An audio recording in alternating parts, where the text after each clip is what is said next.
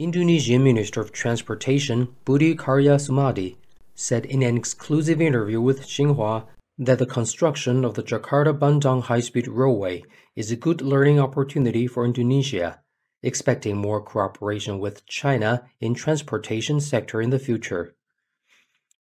As a landmark project under the China-proposed Belt and Road Initiative, the Jakarta-Bandung high-speed railway is the first overseas high-speed railway project that fully uses Chinese railway systems, technology, and industrial components.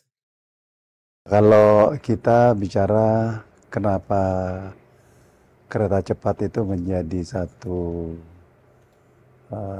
tujuan atau rencana pengembangan, saya pikir ini satu teknologi yang sangat strategis yang bisa satu sisi membangun konektivitas, tapi di sisi lain memberikan kesempatan kita belajar.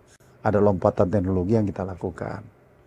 Kalau berkaitan dengan mengapa Cina, tentu kita melihat bahwa masifnya secara kuantitas juga kualitas di Cina ini kita melihat sangat pesat. Dan proses alih teknologi yang dilakukan oleh Cina akhirnya bisa melaksanakan sendiri dengan satu spesifikasi yang tinggi. Ini menjadi satu sandaran kita untuk memilih Cina gitu. Di semua sektor transportasi ada contoh-contoh yang diberikan oleh China kepada kita. Ya.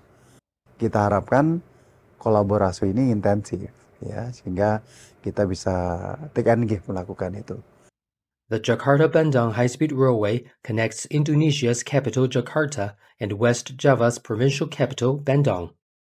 With a design speed of 350 kilometers per hour, the railway spanning 142.3 kilometers will cut the journey between the two cities from over 3 hours to around 40 minutes.